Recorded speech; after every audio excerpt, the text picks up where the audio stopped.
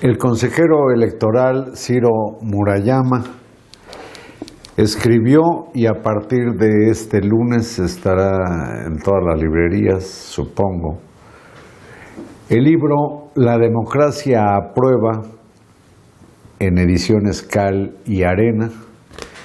Y lo que me llamó la atención, le digo a mi invitado Ciro Murayama, es que este libro hace pensar que a pesar de los muchos problemas en distintas áreas que vive México, la democracia pues como que no ha tenido problema. Eso me llama mucho la atención. Bueno, yo creo que en materia electoral y de renovación pacífica de poderes a través de elecciones genuinas, hemos logrado dejar atrás un pasado en donde justamente hace 30 años, cuando yo empecé a votar, por ejemplo, pues no había garantías de respeto al sufragio. Y entonces el país tenía muchos problemas que siguen ahí o incluso han ido a peor, como el de la inseguridad. Pero la renovación del poder ya no se hace de manera autoritaria, no es a través del engaño, del sufragio o del control desde el gobierno de las autoridades electorales, sino que México ha sido capaz de ir edificando un conjunto de reglas, de instituciones, de procedimientos para que la gente vote en total libertad. Y prueba de ello es que en las 4 elecciones que llevamos presidenciales del siglo, en 3 la gente ha decidido cambiar de gobierno. Hemos tenido 3 alternancias. Si nos vamos a ver qué ocurre con las gubernaturas, simplemente entre las que han ocurrido entre 2015 y 2019, tenemos cerca del 70% también de cambios de gobierno, es decir, estar en el gobierno ya no es condición de seguir en él, porque la gente ejerce en libertad su voto de castigo, y lo mismo está pasando en los municipios. Entonces, ¿cómo es posible que en un país en donde hay tal nivel de desconfianza a las instituciones, donde la disputa política es muy fuerte, que al final los conflictos electorales prácticamente sean excepciones y cosas del pasado, y por el contrario lo que tengamos es una vida de renovación de poderes pacífica, sin violencia, sin afectaciones? Pues eso es porque no es una casualidad ni es un accidente, es porque tenemos un conjunto de pilares básicos que hacen posible que la gente vote en libertad. Entonces este libro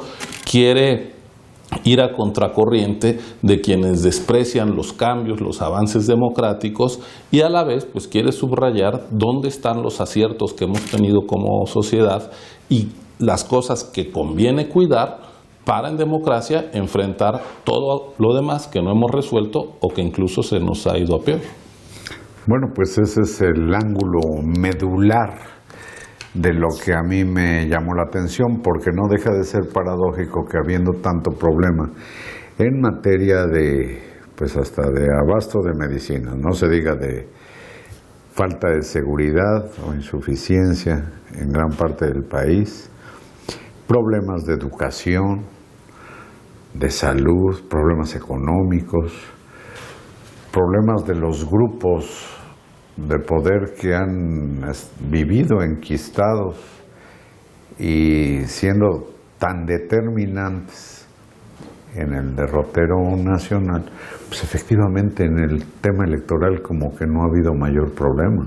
Pues ha habido avances. Por ejemplo, yo creo que a veces no ponemos la atención suficiente a hechos como que el día de la elección presidencial última, en 2018, hubo también elecciones en 30 estados, elecciones locales. Nunca se habían electo tantos cargos de representación y de gobierno el mismo día.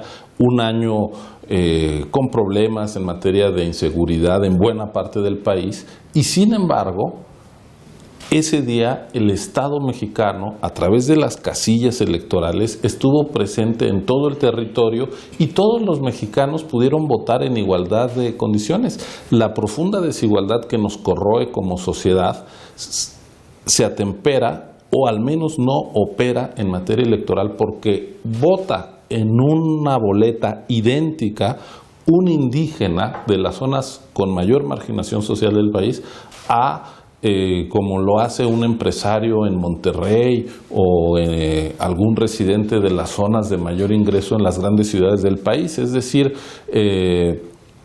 hay un día en que todos los mexicanos somos iguales y es el día de las elecciones, y el peso de cada voto es exactamente el mismo. Se dice rápido, pero ha costado años llegar a esto. Hay un ángulo que vale la pena resaltar, y es que esto se debe no solamente a la existencia de una institución ciudadanizada como es el Instituto Nacional Electoral, sino fundamentalmente pues a la participación de un titipuchal. Yo creo que centenares de miles o no sé cuánta gente participa en solo por citar, en las jornadas electorales. Así es. Mira, en 2018 tuvimos 800,000 personas haciéndose cargo de ser las autoridades el día de la jornada electoral, de instalar la casilla, de recibir el voto de los vecinos, de contarlo, de llenar las actas, y hubo también cerca de 600,000 personas que adicionalmente fueron a cuidar los votos como representantes de los partidos. Entonces tuvimos una auténtica movilización ciudadana, además de los 56 millones de mexicanos que fueron a sufragar. Bueno, 1.400.000 personas en estas cuentas que hace Ciro Murayama, que con mucho superan la planta de la burocracia en México.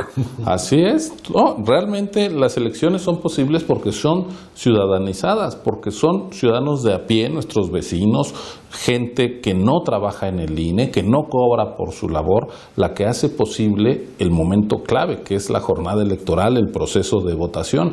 Pero hay otras claves previas. Por ejemplo, tenemos un padrón totalmente confiable. En 88 no teníamos un padrón confiable, se hablaba de rasurados del padrón, de muertos votantes. Bueno, hoy que solo se pueda sufragar una vez, llegando con la credencial para votar con fotografía, y que el padrón no lo maneje, no lo manipule el gobierno, sino que esté en manos de una institución autónoma como es el INE. Y es una institución autónoma, pero del Estado mexicano. Así es. O sea, nos pertenece a todos.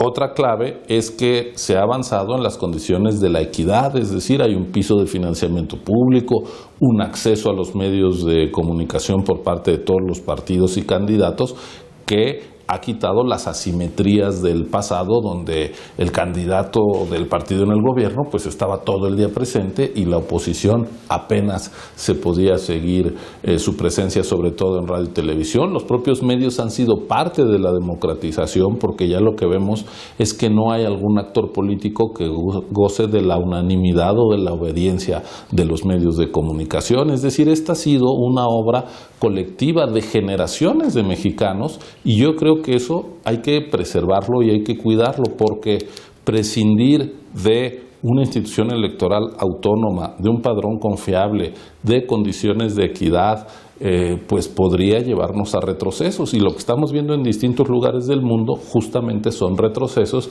Y a mí me parece que con el enorme malestar que hay en nuestro país porque las cosas no van bien en materia de seguridad, salud, educación, economía, pues no nos llevaría a un mejor escenario el incluso deshacernos de aquello que nos ha permitido renovar a los poderes de manera pacífica. Es decir, no le sumemos a todas las broncas que ya tenemos la conflictividad y la violencia política. Bueno, precisamente el riesgo de que los mexicanos perdamos esta gran conquista que es el de las elecciones libres, transparentes, pues ya con pocos litigios en el Tribunal Electoral, por cierto. Pero bueno, el Tribunal Electoral también, dentro de las instituciones que se han fundado para esto, el predicado que tiene la portada de este libro con un cuadro pues muy llamativo de José Clemente Orozco, pues se ve a un sujeto que está en el centro ante quienes se postran pues hasta las momias. Y dice el predicado: a las democracias les acecha a la vuelta de la esquina el peligro de los retrocesos autoritarios. Y decías que esto ocurre en el mundo.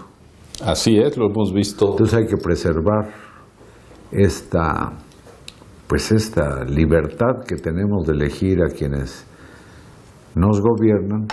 Aunque alguna vez a mí me dijo un hombre muy sabio, el Meme Garza, cuando le dije: oye Meme, que los pueblos tenemos los gobiernos que merecemos, me dijo: no, Carlitos, no seas tonto. Si tuviéramos los gobiernos que merecemos, los gobiernos serían peores, Carlitos.